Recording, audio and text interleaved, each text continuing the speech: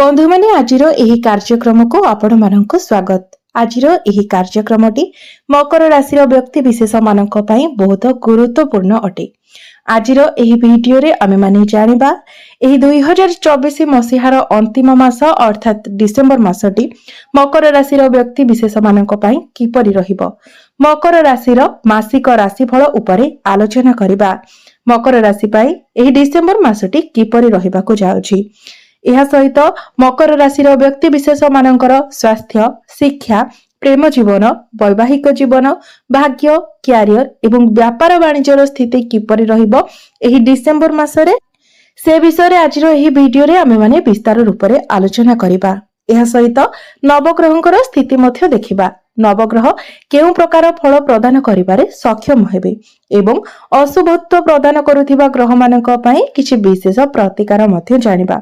तो बंधु माने सेतिबाय आपण माने भिडियोटी को स्किप न करी शेष पर्यंत निश्चय देखंतु एवं आपणकर जदि मकर राशि होइथाय तेबे भिडियोटी को लाइक करी चैनल टी को सब्सक्राइब करी दियंतु एवं कमेंट बॉक्स रे भक्ति एवं श्रद्धार सहित जय श्री जगन्नाथ निश्चय लिखंतु।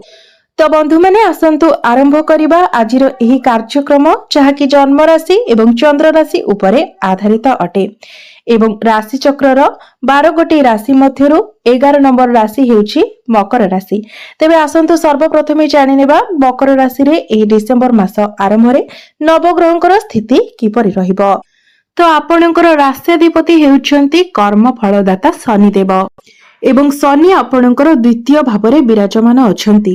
आपणकर प्रथम भावरे विराजमान अछंती शुक्र, तृतीय भावरे विराजमान अछंती राहु, पंचम भावरे विराजमान अछंती देवगुरु बृहस्पति, सप्तम स्थान रे विराजमान अछंती मंगल, नवम स्थान रे विराजमान अछंती केतु एवं आपणकर एकादश स्थान रे विराजमान अछंती बुध एवं सूर्य।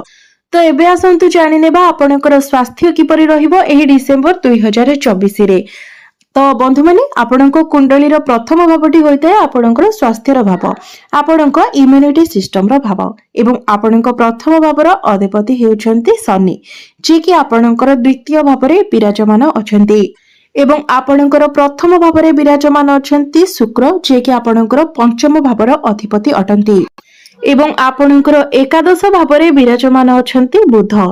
तो आपणकर राशि अनुसार जो तीनोटी ग्रह आपणक पई बहुत गुरुत्वपूर्ण अटंती शुक्र, शनि एवं बुध, एही तीन जनकर स्थिति बहुत भल रहिछि।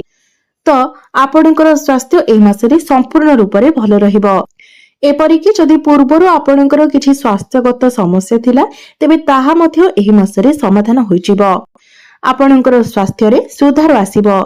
एबे आसंतु जानिबा आपणकर शिक्षा क्षेत्र किपरि रहिबो एही डिसेंबर 2024 रे विद्यार्थी मानक पई किपरि रहिबो एही डिसेंबर मासटी। तो बंधु माने कुंडलीर पंचम भावटी होइथाय आपणकर शिक्षार भाव एवं आपणकर पंचम भावर अधिपति हेउछंती शुक्र जे कि आपणकर प्रथम भावरे अर्थात लग्न रे विराजमान अछंती एवं आपणकर पंचम भावरे विराजमान अछंती देवगुरु बृहस्पति। तो पंचम भावरे गुरु विराजमान रही आपणको ज्ञान प्रदान करिवे, आपणको ज्ञानी बनाइबे।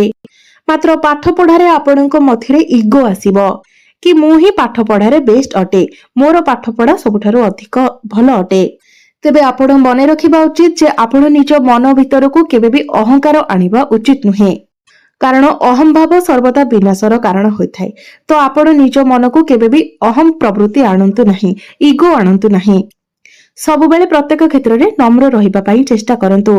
तो आपणकर जदि एही मासरे कुछ एग्जाम अछि तो आपण ओभर कॉन्फिडेंस होंतु नाही। तो शुक्र जेहेतु आपणकर प्रथम भावर अछंती तो एही मासरे जदि आपणकर एग्जाम अछि तो एग्जाम आपणक पई भल रहिबो एवं जदि आपण कोनोसी जगह रे एडमिशन नेबा पई चाहुचंती तो तेबे मध्य आपण एही मासरे एडमिशन नै पारिबे। आपणक पई समय भल रहिछि कारण शुक्रंकर स्थिति जेहेतु भल रहिछि तो शुक्र आपनको शुभ फल प्रदान करिवे।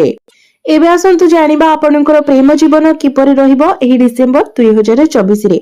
तो बंधु माने कुंडलीर पंचम भावटी शिक्षार भाव हेबा सहित पंचम भावटी ही होइथाय आपणक प्रेम जीवनर भाव एवं संतानर भाव।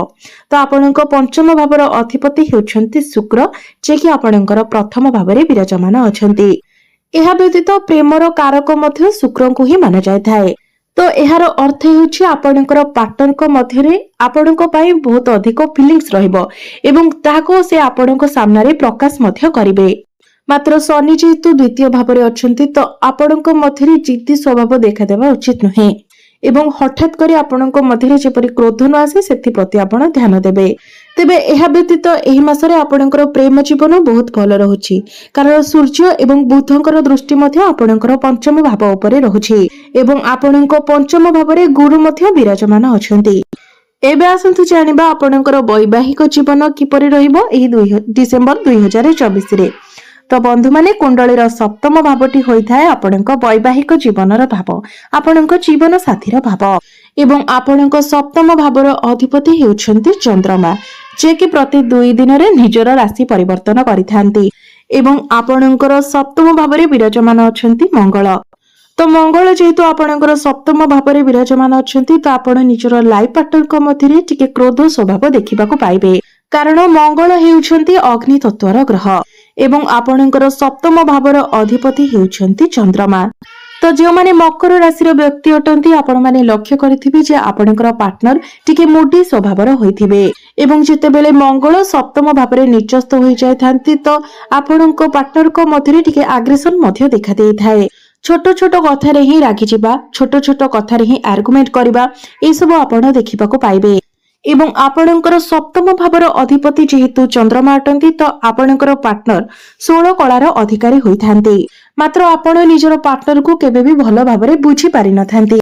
तेबे जेहेतु आपणकर सप्तम भावरे मंगल निचस्थ होई विराजमान अछंती तो आपणको आपणकर वैवाहिक जीवन रे टिके ध्यान देबाकू पड़िबो आपणको ही टिके एडजस्ट करबाकू पड़िबो।